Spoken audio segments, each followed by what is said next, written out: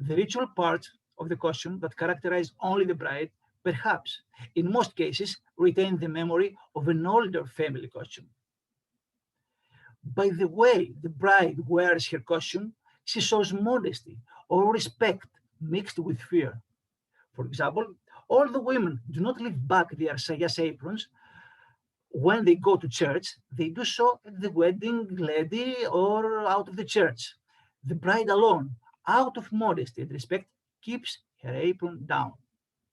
Another function of the costume, which we could call magical, is mainly associated with the bridal costume, especially a certain corset tied to the body have a magical significance. The magical function of the costume is concentrated mainly on the headband and the shirt of the bridal costume. The bride's headband is believed to bring happiness and good fortune. The shirt comes in direct contact with the body, and the power of the naked body is transferred to it.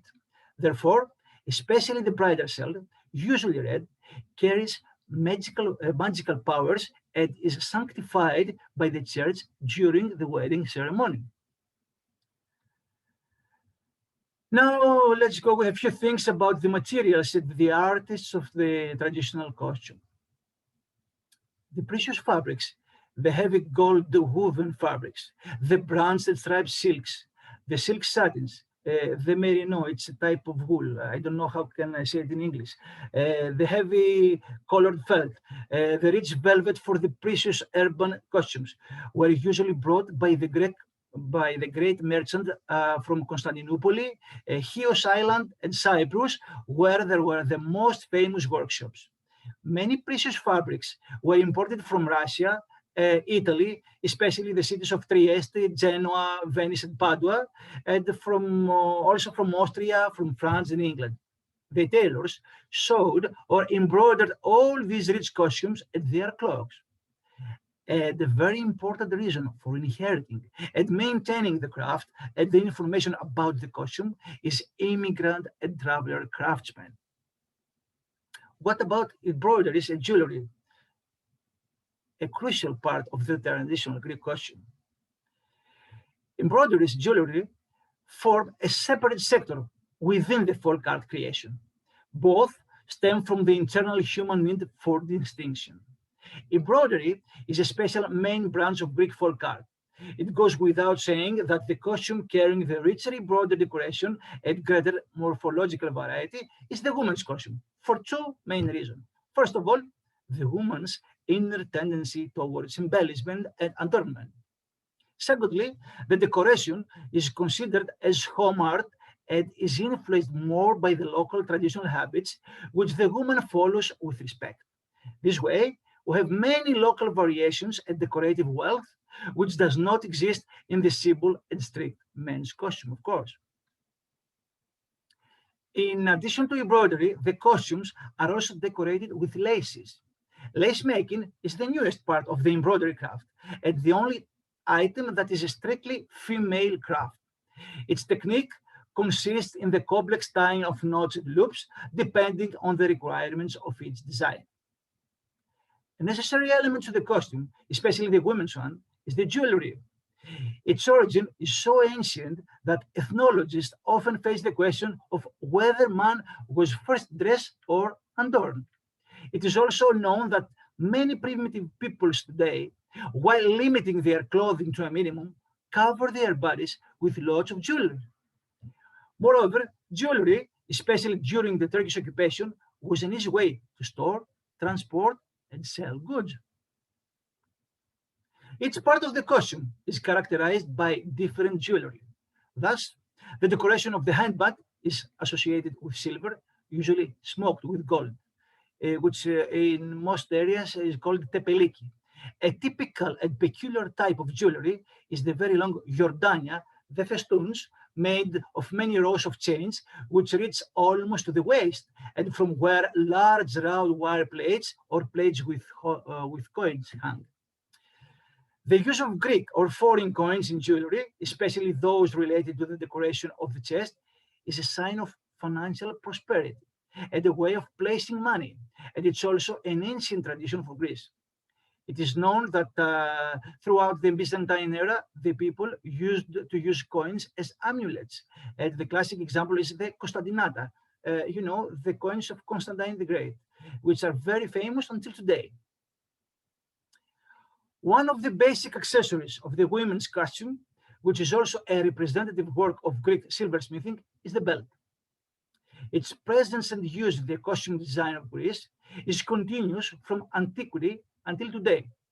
An exclusive ornament of the women's costume, as that is connected to the decoration of the belt, is the porpy, the buckle, manufactured with different techniques in a huge variety. Another category of jewelry, the only one worn by men, is the so-called kystekia. These are large, intricate, and heavy jewels consisting of many rows of chains and usually golden smoked plates adorned with colored stones.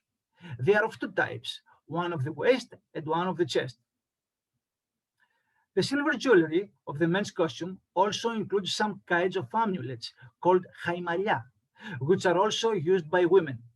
Many times, apart from being simple amulets, they became larger, enriched with thick, intricate chains, and ended up becoming a heavy piece of jewelry worn around the neck or hung from the belt.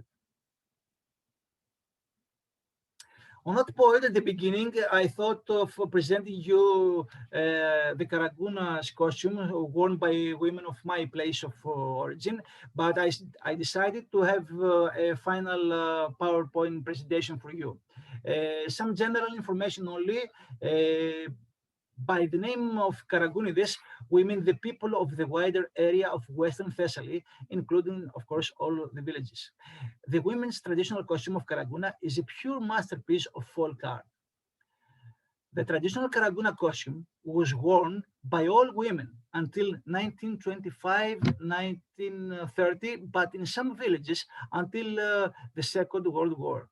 Of course, there were variations due to the later innovations and changes. This field is too big to be covered, but we will try to summarize the main points. The Karagkouna costume consists of two groups of elements, the accessories and the jewelry, as we mentioned before. The accessories of this costume belong to the heavy assemblies of the Greek costume, and we'll have the chance to look at them later on the PowerPoint presentation. But through the Karagkouna costume, and shortly before its final abandonment, we can watch a fashion through multiple transitions. From 1930s onwards, we observe gradual changes. In 1930, in the village of Palamas in Karditsa, the husband and sisters of teachers and doctors are the first to adopt the European fashion. This gradually leads to a group of women wearing European clothes. But we also see girls from lower social classes, such as farmers, etc., who try to become part of this privileged group in order to improve their social status. As a result, they remain unmarried. They become the spinsters, as were characterized as lazy and rude because they did not sew their own traditional costume. But there is another aspect. In the newly formed Greek state, the manufacturing of a romantic national costume, which first started from the royal court, seems to have met the need of the people for the creation of a unifying symbol. This new form of tradition, a fabricated, selected tradition, functioned as a point of national identity. The creation of a national costume was considered necessary because in the new Greek state, there was a totally mixed society characterized by the coexistence of people of various origins.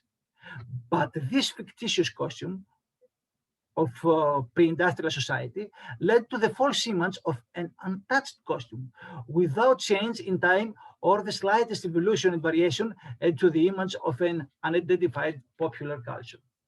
For example, this is the costume of Amalia that we all know, and not only.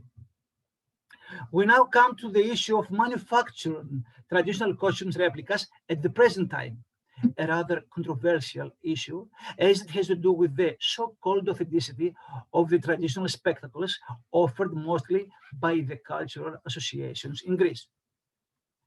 Making replicas of traditional clothes is a difficult and complex task involving large problems. Researching and studying the garment to be copied, finding the right materials, and so others. From 1970s onwards, the establishment of local cultural associations in Greece, in the context of the developing post-war folklore, is increasing rapidly. The aim of the cultural association is to achieve the so-called authenticity in the fields of the traditional dance and the traditional costumes. Thus, we come up with a conflict. On the one hand, we have stage uniformity, and on the other hand, the mixing of the costumes for the production of many ensembles. In other words, the emotional, usually theatrical local costume, most of the time end up presenting mixtures of costume, shapes, materials, colors, and decorations that do not conform to the local traditional costumes and have never been used before in such a way. We have also moved from diversity to absolute similarity on the theatrical stage. We seem to ignore what was really behind the manufacturing of a costume, the historical, social, economic situations of that time. The authentic costumes, which are the models for their replicas, were created under totally different circumstances and they function as tokens of a traditional culture of a specific time, regardless of their variations or transformations.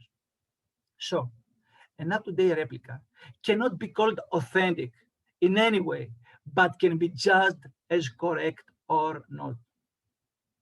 However, the traditional costume is not a form of static culture, but it is a living organism that evolves, transforms, and acquires multiple versions.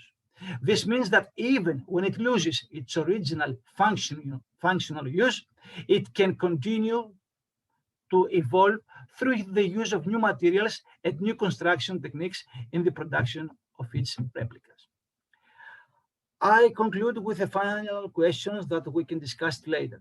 As far as the traditional costume is concerned, can we claim that the past communicates with the present? Does the original costume communicate with its replica in the locker rooms of cultural association? And can we claim that it highlights its multiplicity and its multiple versions over the years? That's all, folks. I would like now to share my screen so you can watch a PowerPoint presentation I prepared for you. Give me 1 second, please. Thank you.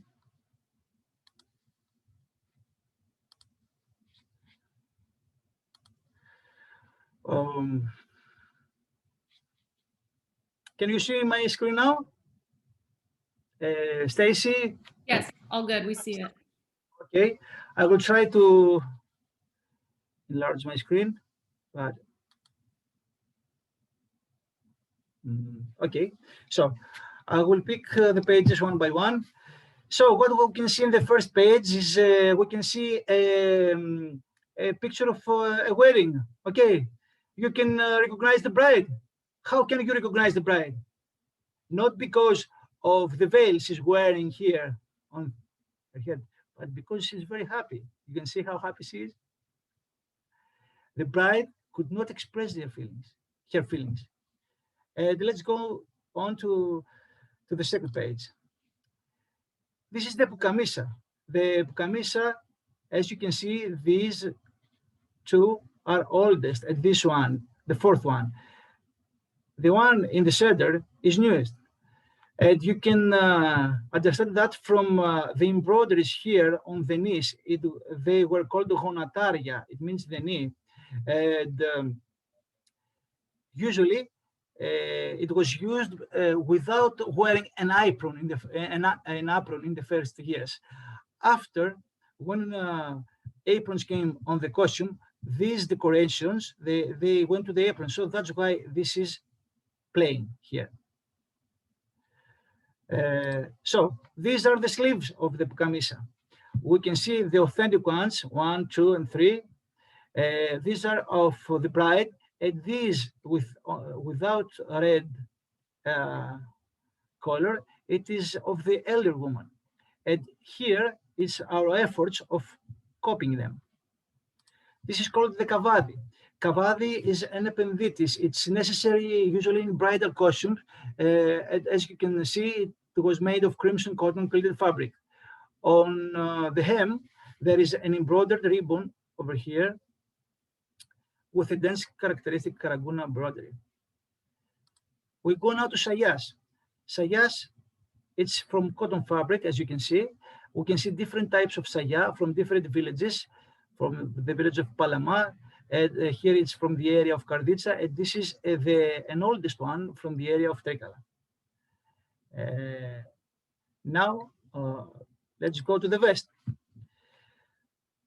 The vest was worn over the saya.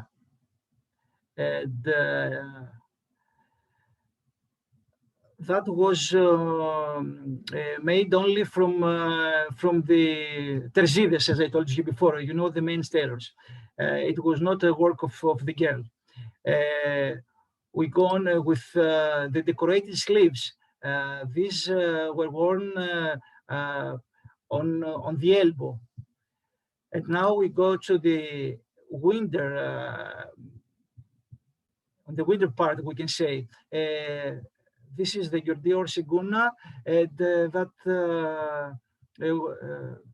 garment was taking the place of the white saya during the winter.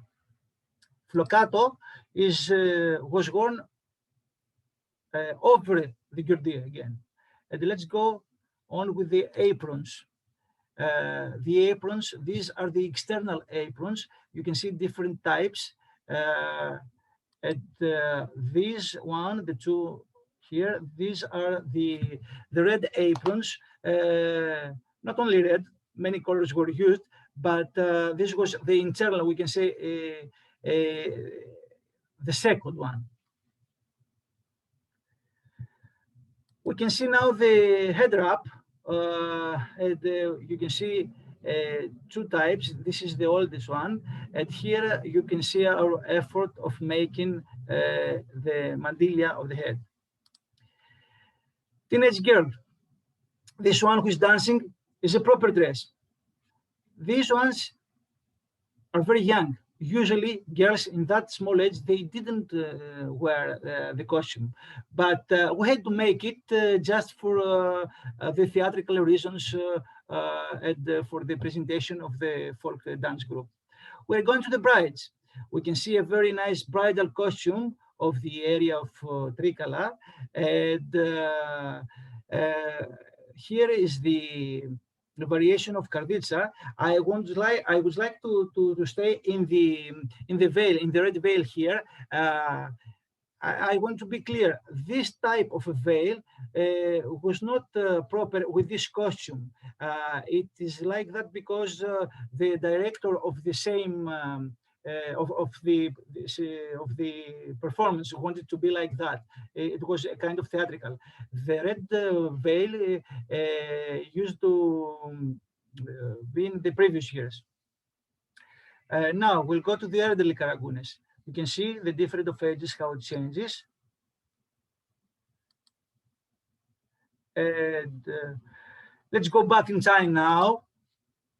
You can see the evolution of the costumes. You can see the dates over here.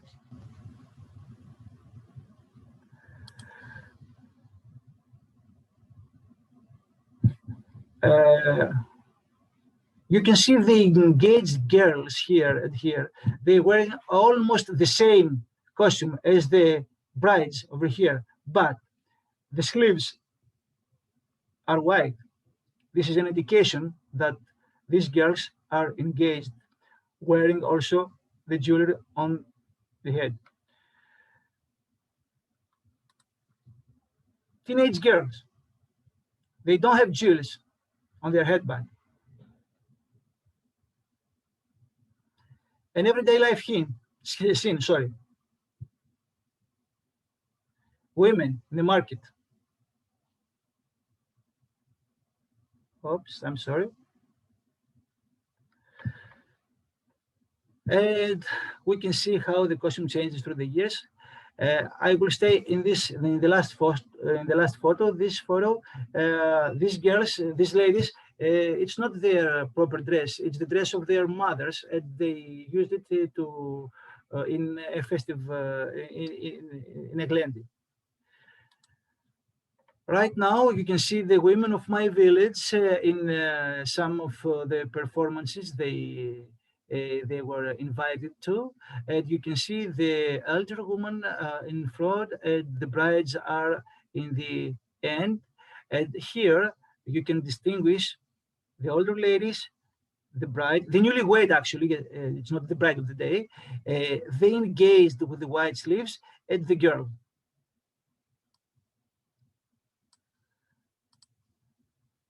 These are our copies. And these are general copies. I want you to stay on these photos for our discussion. And here we're carrying on work and tradition. And on that point, I would like to thank my friends that they helped me with this presentation. First of all, Mr. Yannis Fafoulias from the city of Trikala. You can see that he's working there, and he's a great researcher, and he knows how to make replicas in the old traditional way.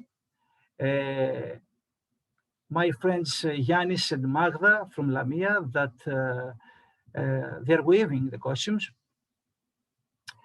Except this, I would like to thank my friend Giorgos Magalios from the city of Volos, who gave me a lot of this information I mentioned you today. And of course, here in Athens, there are some important people that they support me in this element. I would like to thank Mr. Angelos Theodosiou and Nikos Sotiriou and Mrs. Areti Pasteli, because they show me the right way of making replicas. And for this presentation, finally, I would like to thank, first of all,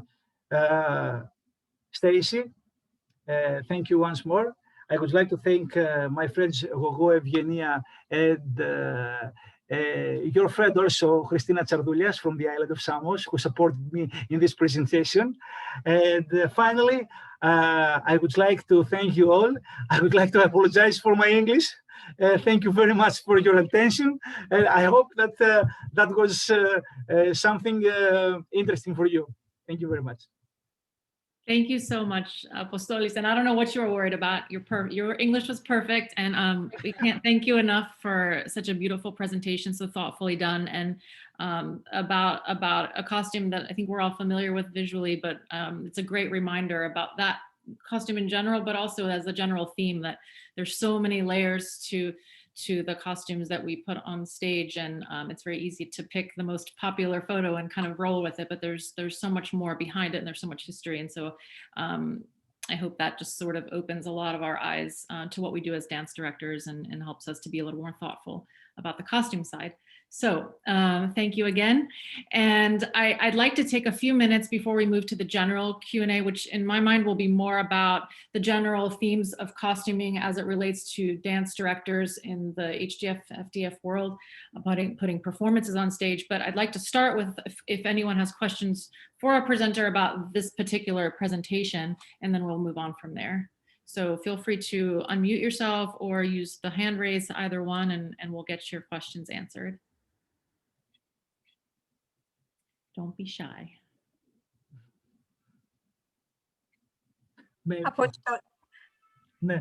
Apostoli, my name is Maria, and thank you so much.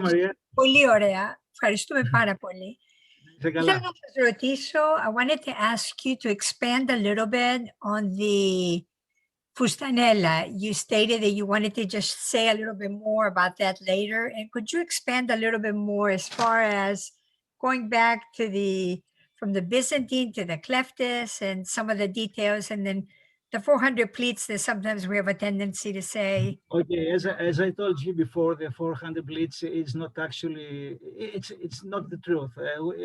It's something that it was cultivated in our historical conscience, you know, because we want to remember the 400 years of occupation. But actually, as I told you before, it started as the garment of the mercenaries of the Romans. If you can watch the evolution of the costume, okay, fustanella is itself another conversation. We cannot expand so much, but really, it started like that. Can you imagine? If it was the first year of occupation, the fustanella was invented, and there was only one pleat, and the second year we had two pleats, and the third year we had three ones. This is not. This does not make sense for me. But it's very. It is. You can hear it. I mean. You use it. We say that 400 pleats is for the 400 years of occupation. Actually, there were not 400 years. It was 365 and 367, something like that. Interesting.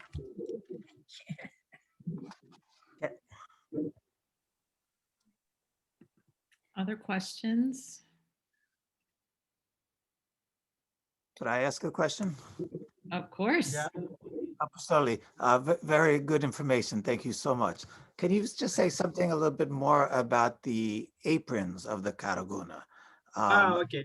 I know two things, Wado. One, I know you were saying that they use them at a later time, but do you also see any relationship to other aprons, especially of some of the people, because they're a unique shape, you know, for a lot of aprons, and any relationship to some of the people, especially in Albanian aprons, some of them have the same exact shape and the same exact proportions. Do you see any relationships there?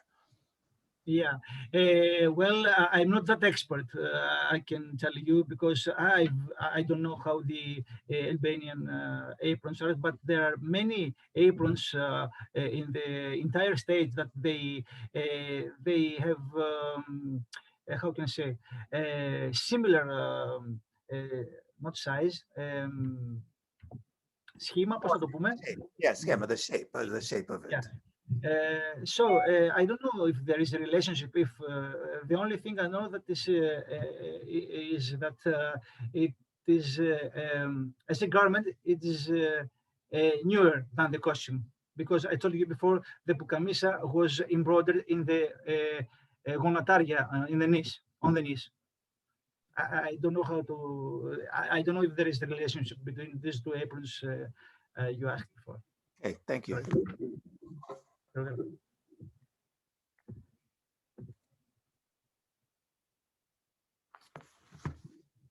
Sorry, I was muted. Any other questions for Apostolis? I should say also we'll be sure to provide his contact information if you think of things later and you'd like to contact him. Definitely will. For sure. Okay. Well, and feel free to add some things in the chat or just hold on to your questions for later on. But with that, then we'll transition. And I'd like to turn over the mic, I guess we can say, to Stavros Karageorge, who is known to many of you, but he is the co-chair of our festival implementation team and does countless things for HDF and has over the years, and we're happy to have him obviously here today as an organizer, and he'll talk a little bit about our Q&A and introduce the panel. Hey everyone, thank you all for joining. It's great to have so many people on today from all over the country and within our metropolis, and even as far as Greece and maybe even beyond. I think this is a great presentation by Apostoli. Apostoli, thank you so much for everything that you prepared. It was very informative. I'd like to take just a moment to introduce our panelists for our Q&A. As Stacey said, the Q&A is more about costumes in general, especially within the context of the HDF, FDF, and competition. But feel free to ask any questions that you'd like. We have Apostolis will be joining us on our panel, so he'll be one of our panelists, so I don't really need to introduce him. We also have Demetri Tashie. He's a judge here at HDF for costumes. He has an extensive costume collection. He's from New York, New York. Demetri is our newest addition to the panel. He is from Vancouver, Canada. Also has extensive costume collections and is a judge at FDF in the metropolis of San Francisco. And then finally, we have our own Eleni Hopes, who served as a judge at HDF and FDF for costumes. She is on the HDF executive committee and makes costumes for a lot of people. So she might be able to speak to the actual making of costumes in a different way. With that, I will turn it over. There were some pre-submitted questions. We'll hold this off to the end. We'll take your questions first, and then we will go to the ones that were pre-submitted. So with that, feel free to unmute yourself and ask whatever you'd like.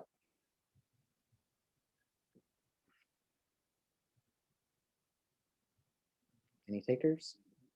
Or you can use the chat and the wave and all those fancy things that Stacey was talking about.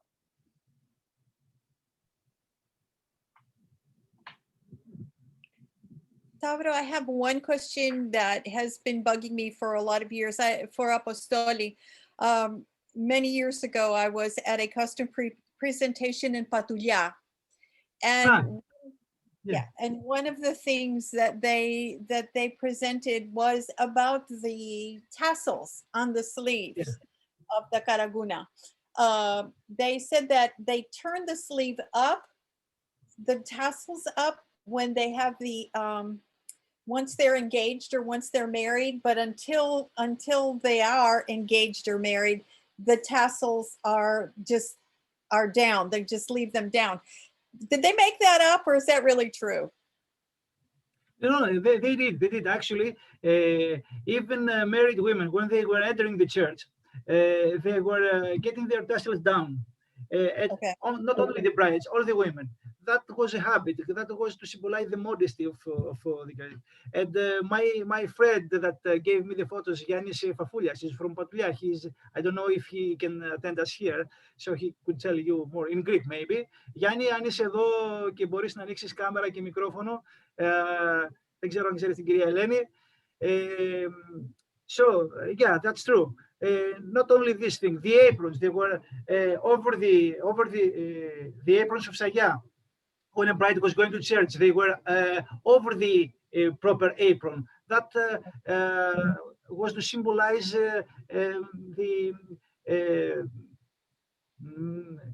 την κοινωνική θέση. I lost my words. Okay. Social status. The station in society. Yeah. Is that okay, Eleni? Yeah, I was just, for some reason, they made it sound like it was the sign of a passage of life. You know, it was a rite of passage. When you got to turn up your tassels, then you were engaged or you were ready to be engaged. And I just didn't know if they made that up or not. Yeah. In my village, actually, the tassels are down whenever the ladies married or unmarried, they go to church. It's like a habit of how the men we take out our heart, for example. Exactly, and also the term kapaklikia came up, and they referred to that as this piece as the kapaklikia, and I haven't seen that written anywhere, and so I didn't know if that was just something that they say about the Kapaklikia, you mean the sleeve that it is wearing that is on the sleeve? Yeah. These are common in every Karagkouna variation. It's not only in Patulha. They use it, but only in Karagkouna costumes. Okay. They are separate. They are separate. Exactly. I just wanted to be sure that I was sure about the term, because you hear different words and different expressions, and I don't want to get them mixed up. Don't worry about the terms, but in every village they can be called differently. Okay. Exactly. This can be called only. This can be called manikulia, huftes, whatever, because every village use its own word. Okay. Thank you. Slava, you're going to jump in with pre-submitted? Oh, yeah, go for it. Dimitris. Go, Demetri. Unless anybody else has, I don't want to. No, go. I was just I have some pre-submitted ones that I'm going to read after. So, go for it. I saw in the chat, Mr. Dimitris, you have a lot of questions, so please. I will write you, but for this one also is related to the apron also, which is, I've only seen very, very few examples. So I want to know if you have more information on what the little zonaria that tie to the aprons. I've seen the type that were card woven. Yeah. Do you know this this technique for weaving? Yeah. And do you have any other information or other examples of that? Because I've only seen very few. So was it a lot of women had these, or was it very few, maybe?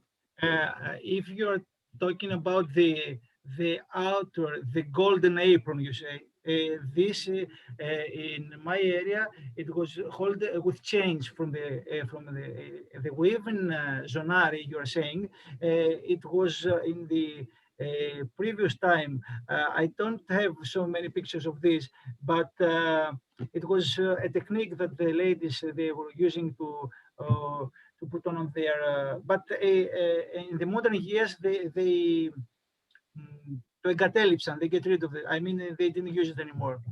Okay, so you say that those were the older versions might have used those. Yes, I have one of these from my grandmother, from my father's side, and she was born in 1905. So these are the latest that we can find. But of course, my friends, as I told you before, that they are very good researchers in the area. They have found many of them, and many more accessories that they go back on time. I mean, from the beginning of the previous century. I would love to see them. When I was a teenager, as I told you before, talking about the Karagkouna costume, we must organize another meeting. It will take more than 2 or 3 hours, and will not expand this. Okay, that was just a slightest idea of what can we see. There are many, many variations, even between the villages, not only between the ages, but even between the villages that they are close one to another.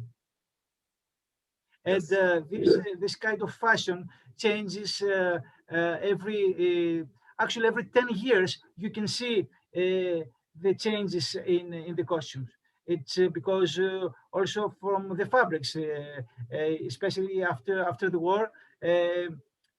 They abandoned weaving the things that they were doing in their houses. And that, of course, brings up other issues of when people want to make reproductions, especially for stage or dance groups.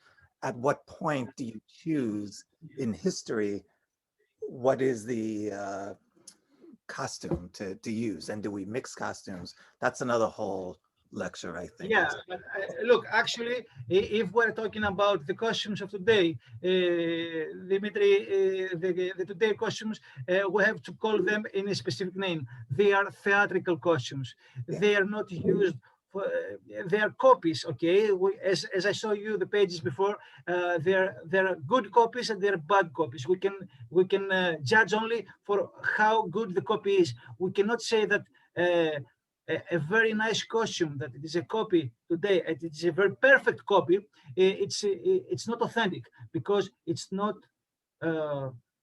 made for the reason in the agricultural community it was made of. We have to use it only on the stage. So it changes. I don't know if you're getting what I'm saying now. Oh, absolutely, absolutely, absolutely. Because I call it either making a museum quality replica, ακριβώς αντίγραφος, or you're making something for stage, and festivals, and big difference, big difference. Also, we have to think the way of making costumes for theatrical performances or dance performances. Usually what we present, what we were presenting until now, there were costumes, usually the bridal costumes. But can you imagine, of course, there were the newlywed ladies, but I'm talking more about the feminine costume because it's more elegant. Can you imagine in a dance, in a panegyri, only newlywed or brides? No, that was impossible. But that's happening on the stage today. This is another matter, of course. It does not have to make only with the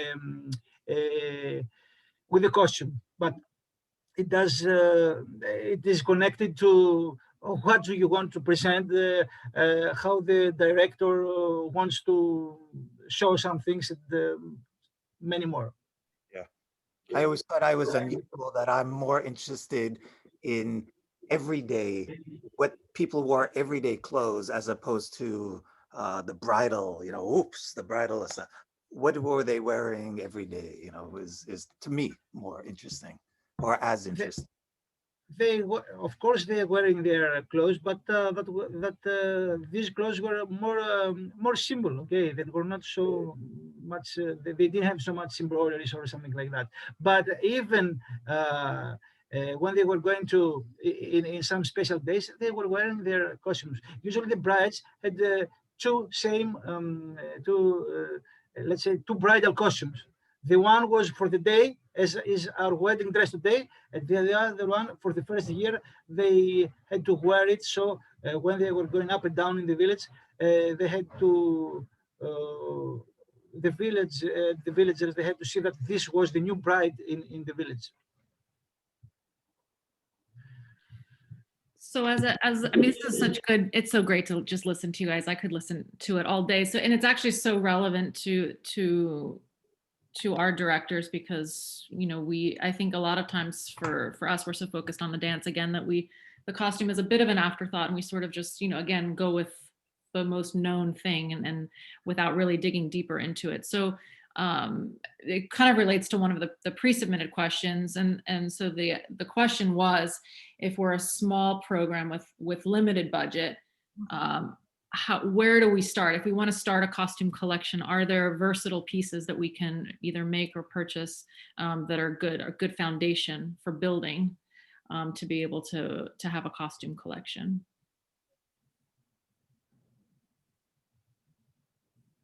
Stacey, you're asking me. Anyone can have thoughts on that. Maybe Demetri, do you want to start, or Eleni? Sure, I can answer that. Oh, we have two, Demetri. First, we should say thank you to Apostoli for a great presentation and helping us understand Karagkouna customs. Actually, I didn't help you enough. Okay, that was a very small presentation. But anyway, well, I think it's a start. Yeah, it's a start. It was not a proper presentation because we had so many general things in that. Yeah, okay. For sure. But you have to have the basis to get somewhere and then go from there, right? Yeah.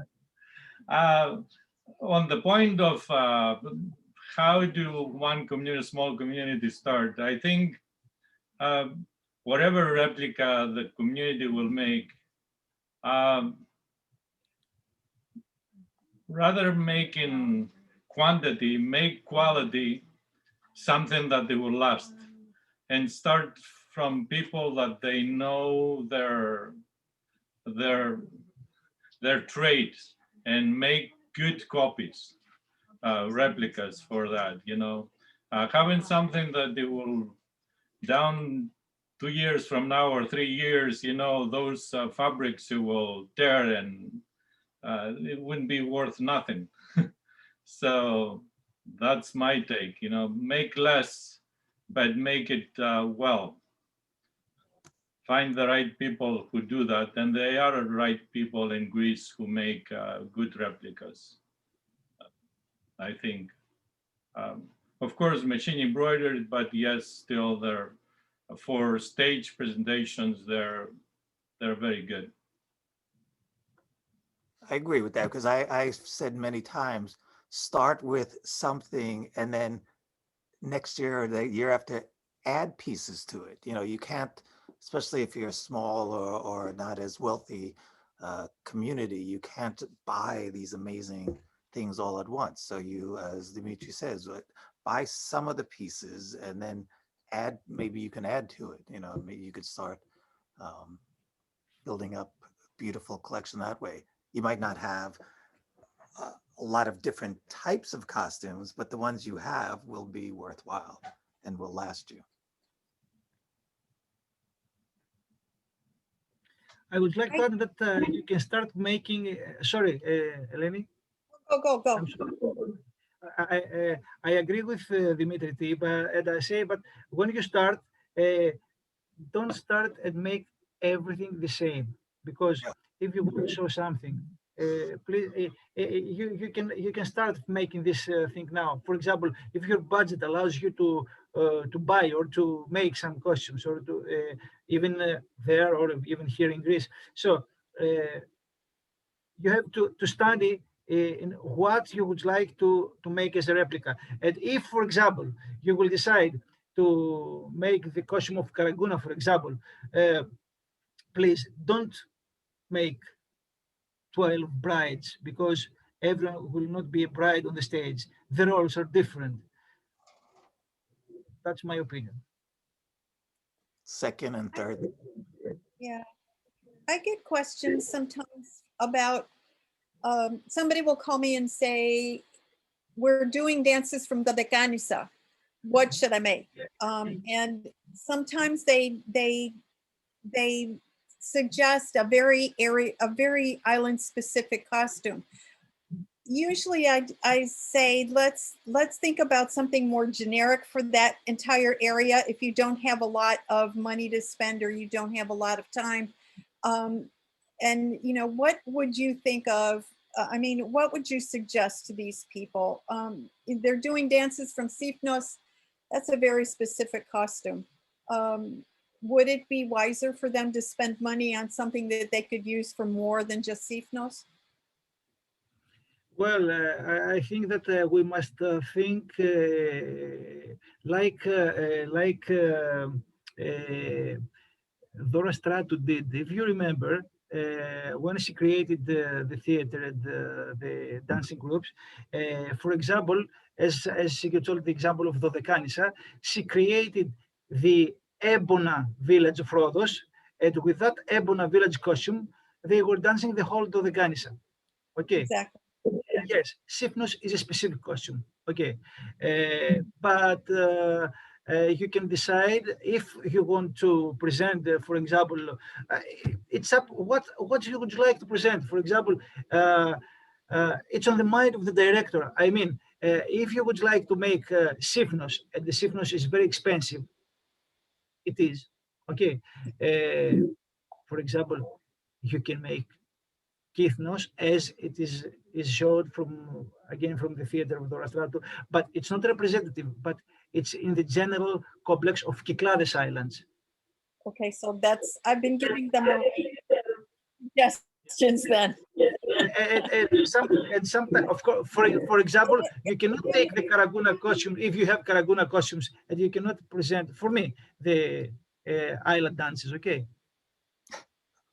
Right. That's like doing Crete in a Fusanella. You can't do that. Okay. Yeah, of course you can.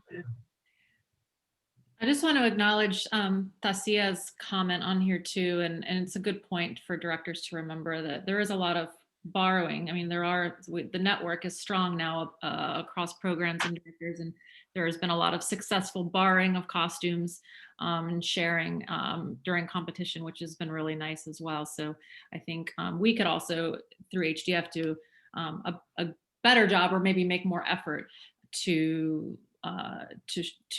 share information about who has what, and maybe what options there are for borrowing costumes for certain performances. And maybe all the communities there, Stacey, you can, I don't know how can you communicate each other.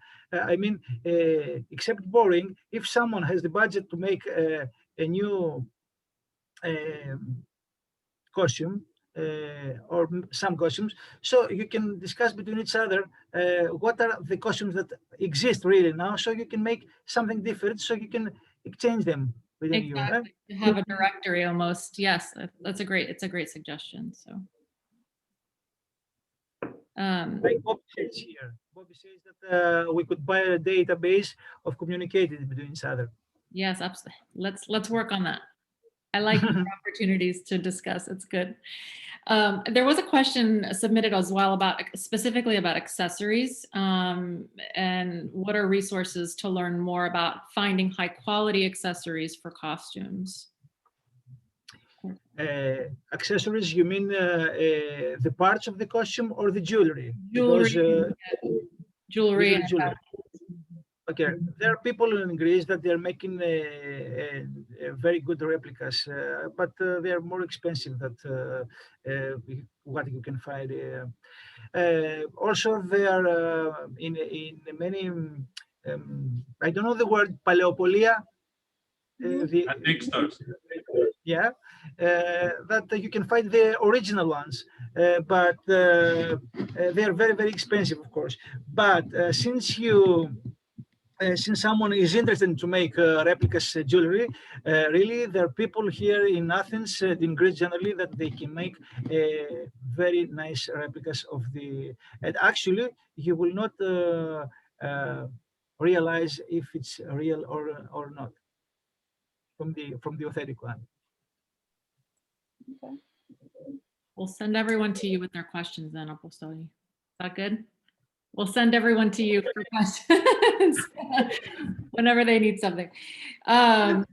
Another question too was just more about a more practical question about what is a good way to incorporate costumes into dance instruction. So when we're actually teaching our dance classes, is that something that we should be talking about from the beginning? How do you suggest incorporating that information to do a better job of educating our dancers? Please, Tashie, I would love to hear from you. I don't know about necessarily at the very beginning, but one thing that drives me crazy is I see these groups in costumes at these festivals, and I go up to some of the kids and I ask them, so what are you wearing? And they're like, I don't know. Where is it from? I don't know. So how, come on, they have to know what they're wearing. If at the very least they need to know what the region is, what the micro region, what the village is from, and if they can start learning the names of pieces of the costume and all these kind of things, it's they must know. It's part. I mean, we can't separate costume, music, dance, ethima. It's just, it's all part of it. It's all part of it. So they have. Demetri, sorry for interrupting, and believe me, it's not only your problem. Kids here in Greece, they don't know what they're wearing actually. Okay, this is another. I mean, when you're going to make a performance with everyone, first it is a difficult thing to explain them everything, and usually not only even the kids, but the adult people, they are staying like that, and they're waiting for you, the expert, to dress them. But this requires another way of approaching the whole performance. You have into the dance classes to have costume class, maybe, I don't know. But this is not happening to you only, believe me. Yes, So please. for sure, I recommend take one day, half a day, an hour, a half hour out of your rehearsal or whatever you consider it, and show pictures, show multiple pictures, just as you need to dance to not just one song, you need multiple examples of the song. Show them many different examples of the costume. This is what you're going to be wearing. They should be happy. They should be proud. They should be excited to wear these things. And I hope that they would want to know, so maybe they will. Maybe. The costume actually influences the way a child moves, right, in the dance. And when we're teaching, we should be saying, okay, you cannot kick your feet up this high because you're wearing 80 pounds of costumes and jewelry. It influences, the wearing of the costume influences every move that they make when they're dancing. Of course, this is how the dances were created. I mean, costumes, the dance together in the agricultural societies. Of course, the movement was in shape after the costume. But I have a suggestion. When you are having the costume, so the last of your rehearsal must be with the costumes, so they can act like having the costumes in the performance too. If, of course, it's very difficult. It's a very difficult matter. Here in Greece, it's very hard for that because we don't own the costumes. We usually rent the costumes from the different labs and everything like that. And we cannot afford for having them in the rehearsal as well. Sorry. Those are all great suggestions, and actually simple things. It's just things that we don't necessarily think about. So it's those are easy and great suggestions on ways to incorporate that into our dancing. Yes, Tashie. But I realize all those issues. It's the same thing too when you have you want to have musicians play for you. You can't always afford them to have them also at a rehearsal. Because at least here, I don't know about in Greece, the musicians want to be paid for the rehearsals too. But I was going to say when footwear, so if people are going to be dancing in telikia or boots or something, whatever it is, they're not used to this. They need to feel accustomed to wearing these things as well as dancing in them, not just moving in them, but dancing in them.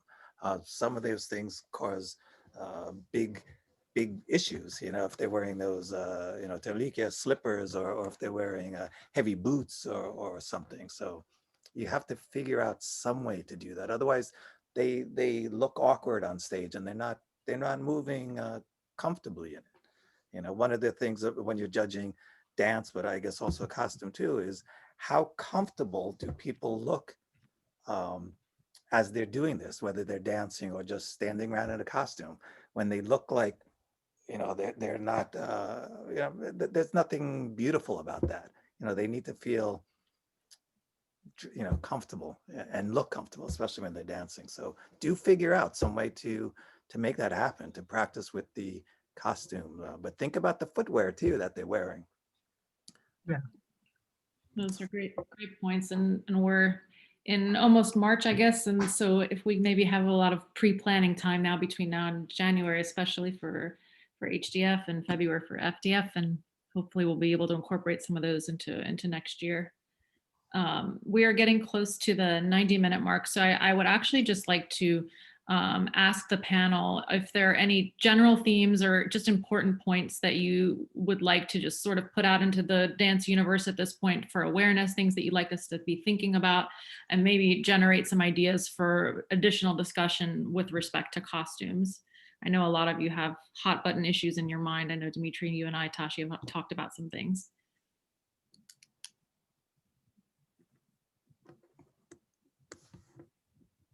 Anything? Eleni? Material, I know material is one of the things you like to talk about, and how to find material here. Fabric is a hard thing, especially here in the United States.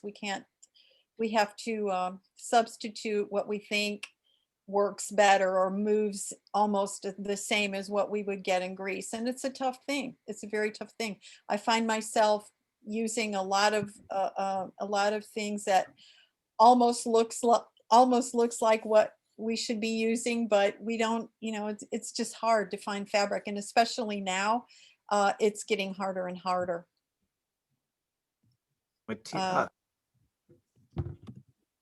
Twill seems to be the thing that I've been using the most. I don't know about you, Demetri, but that's about, that's all I can find that actually fits and moves like a lot of things that we would be like the linens and things that you can get in Greece. You can find things, but the material itself can be either impossible to find or so incredibly expensive for stuff that's close. It's not the same thing. Besides, so material is a huge issue.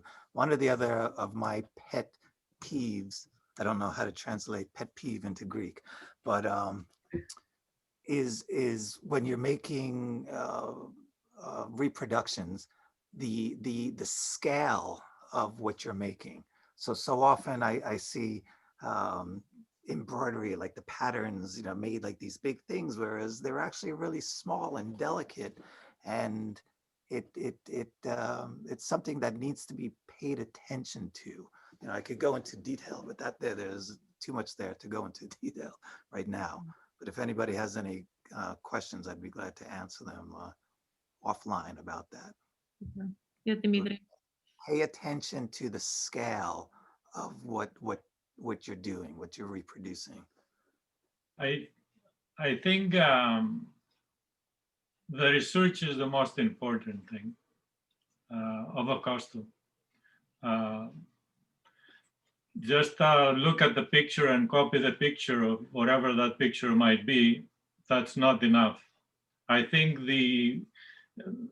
most of the work should be on the research of the area and the costume before making anything. Somebody has to do that leg work, which is hard in a way because there is lots of information there, and then go and make the costume. I think that should be the very first thing, not just you took a picture and you just copied and or you found some colors which are similar and everything, or some fabric that might look the same or anything. Weight of the fabric has a lot to do with how the shape of the costumes and the lines of the costumes. If you have a Siguni, which in the actual village has 10-15 pieces put together to make the shape of the body, and you have a Siguni that is made today and it has only three sewing cuts, there is a big difference there. So, I think the research should be the most important. Apostolis, do you have a comment about that? Yeah, I would like to add in this thing that have you ever wondered how much does a copy cost for reproducing it in a proper way?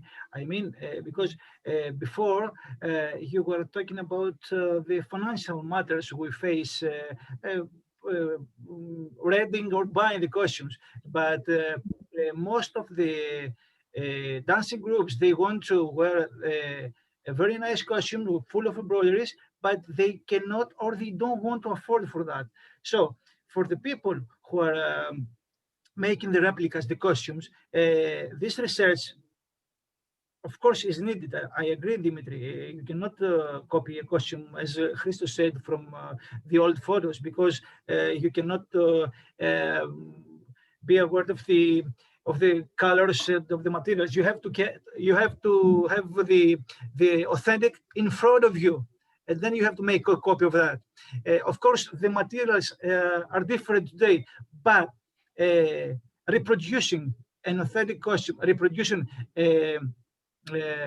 not authentic, a right one, okay, and not a false one, we can say, it costs a lot, especially for the costumes that they have a lot of embroideries and jewelries. It's not an easy thing to copy something like that. So if for a costume you need, for example, I can give you an average. For example, if you would like to copy a bridal Karagkouna costume, you need approximately, it depends on how many jewels you will put on that, okay, you will need approximately up to 1,500 euros. Can you afford that? Multiplied by 12, because 12 is the dancing group. It's something insane, if you can hear that, okay? So what do you do then? You have one and the others there with their dresses, their proper dresses. You don't have nothing. It's up to you. You have to find a donator. Maybe you have, but can you, how can I say, can you afford, so if you have so much money, can you afford all this money just for one region? What about the other regions? Or you can make all the replicas. For example, you can make one bridal costume, one elder costume, one costume for the girl, etc. That they are cheaper. It depends on that. Okay. Well, that's the thing. You don't have to make all the bridal costumes. You can make the girls' costume. You can make the old ladies' costume and stuff like that. Okay, my friend Demetri, sorry to interrupt you, but if in your dancing group are ladies more than 50 years old, for example, okay, what do they have to wear? The girls' costume? Or if you have only girls, what can you make? That depends. It's not very simple, I think. Well, I understand the point. Yes, for sure. I agree with you. And we can see that more in Greece, where we have more older dance groups. You see a lady 50, 60 years old wearing a bride's costume, which traditionally she wouldn't be wearing. Yeah, it's not proper. It's not proper. You can see that. The problem is now with the communities in North America, it's mostly for kids of the community rather than the adults of the community, and that's another issue. The kids are wearing bridal costumes, which in reality, in that age they will never wear anything like that. It would not have been anything like that. It would have been a lot more simple. Before the age of 12, they didn't wear nothing. They just simple dresses, nothing. After the age of 12, when especially the girls, when they were becoming teenagers, then they are starting to embellishment their costume. So as a comparison, Apostoli, to the price you gave for the bridal costume, to Ari's question here in the chat, what would be a comparative cost, or for they said the teenage costume? For a plain, what do you mean a plain Karagkouna? Plain, Ari, you mean for a lady or for a girl, for example? Sorry, I was going to say it in Greek. So everyone can understand. No, I'm thinking more about probably teenager to a younger lady, because a lot of times our groups have to share. I mean, I can tell you for my group, I tend to make for my adults, and I let them wear down, right? So I'm thinking, what's a nice replica, an easy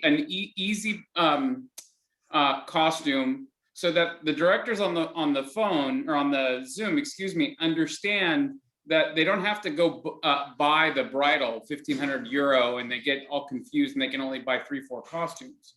That's what I'm thinking. And then I think if they have a comparative price, as Stacey said, for what a simple costume might be, what a piece of jewelry costs, then they can at least, and they can understand how to adorn that costume so it becomes nicer as it goes along. Or even, and this is a question I have, in the case of Karagkouna, can they take a more complex costume and make it simpler?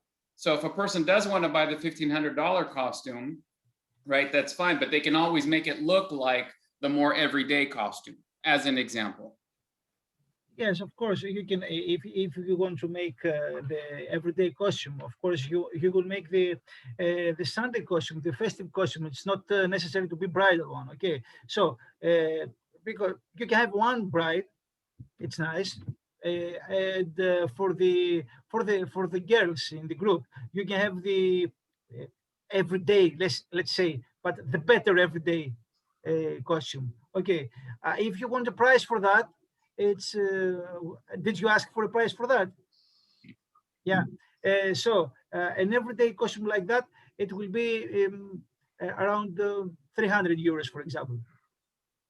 Yeah, and that's good to know, because I know some directors are buying costumes. You put it in, if you put it in context of what they're already spending, potentially up to 200 euros. So having that context to say, hey, I can have a nice costume, not some poor replica, but a really nice one that I can, as you said, take every day and make it a more festive version. Should they have more money or whatever, I think that helps them understand what they can and can't do. And I know that's a big problem, because I know when directors say, well, I can't afford $1,000 costume. Well, you can make the everyday costume for 300. Oh, okay, perfect. And that might be something more attainable. And again, it depends on the material. For example, you can make an everyday costume with a cheap material, but nice looking, and you can make it with velvet or silk. So it depends on the garment as well. Okay, I'm going to jump in and just go back to Irene's question regarding embroidery, and then that'll be the last question. We'll do a group photo after that before we wrap up. Does anyone in particular want to grab that about what about embroidery, how to replicate or represent?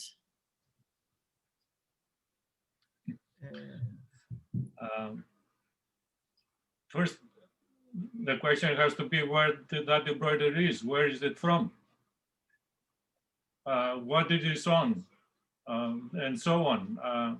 What embroidery we're talking about. Irene, do you want to clarify?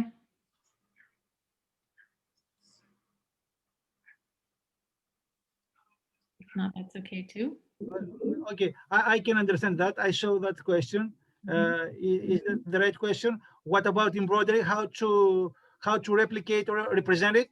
Yes. This is the question? Yes. Okay. So in many ways, first of all, you can do it with your hands if you're expert enough.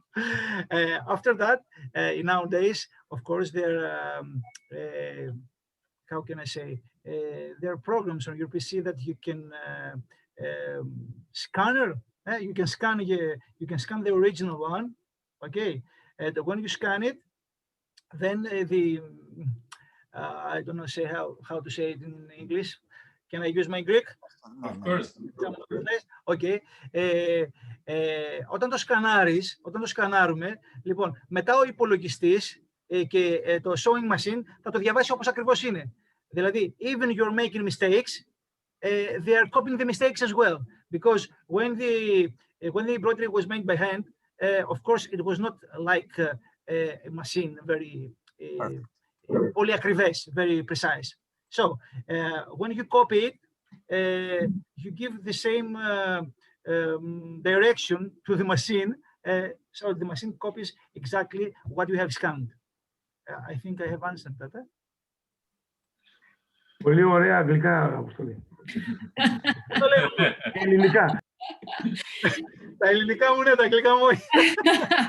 Είναι τα ελληνικά του είναι λίγο λάκκινα.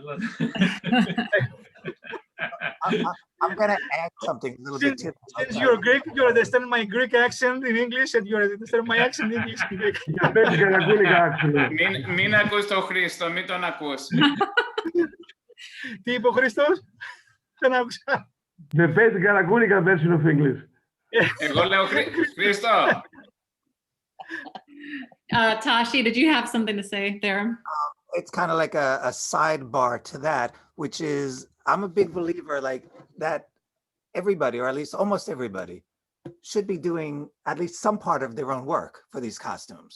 So there is ways to even save money and to help. You can have the machine embroidery, just do the outlines, and then you can get all of your kids or whatever to start learning how to do embroidery, simple, like filling in, and anyway, I'm not quite sure exactly what Irene's question was. Demetri, I don't think this is very easy for everyone to get to make a part of the costume. I mean, it's a special technique, and you have to be talented for that. I mean, for example, I know how to organize the work. Okay, I know how to organize the work so I can make replicas, but I cannot hold a needle to make that thing. I am not showing the costume. I have the whole how can I say the whole production of that. So my friends, as I told you before, these are the experts. So it depends what you. For you, maybe it's more easy. I don't know, because in your community, one with each other, but it's not so easy. I think. No, definitely not easy, but it's something we should be teaching the kids so that they can do it. I mean, at one point, at least the girls, at one point, every girl did it. Were they all beautiful? No, but everybody knew efficiently enough how to do this. And so within our groups, maybe not everybody, but maybe there'll be 5 people who can do it, or, you know. Maybe when we can have workshops like Onyx U Week and things like that again live, maybe we incorporate some. Maybe you can come help us do some. I'm no embroidery, you know, person at all, but there are people who can teach us all. I can teach some other techniques, but not necessarily embroidery. Yeah, no, it's a great. I think if we take anything away from today, outside of all the great information that was given, it's that, to Demetri's point about making research, there's so many resources, and as we keep expanding our network and bringing more people into the fold, it's wonderful because we have more people to ask questions of, and we should never be afraid to ask those questions because we're all learning, and I hope it inspires all of us to keep learning more. So from the bottom of my heart, and I know on behalf of all of the committee, I thank you all for being here and for being part of such a valuable and interesting and lively discussion. I look forward to the next, which will hopefully be soon, maybe even next month. So keep your eyes on your emails for that. If everyone would, I know Stavro wants to take a group photo. If everyone wouldn't mind turning on their videos, if you're comfortable, so we can take a quick photo. Stavro, are you on it?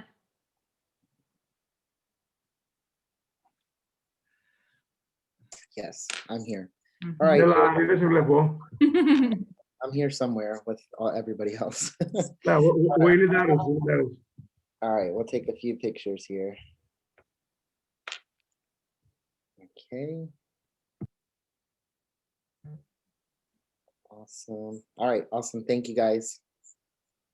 Thank you all so much. Thank you to Apostolis. Thank you to Demetri and Eleni, and to everyone. I'm going to sign off, and what I'm going to do is just go back to the screen where I'll be showing the rest of the virtual tour. You're welcome to stay on for that. I will stop the recording, and we'll send out some information to follow up next week. Thank you again. Sending love. Everyone stay well and healthy. Thank you, Apostoli. Thank you, presenters. Thank you. Yes, Eleni. Thank you very much. Thank you all.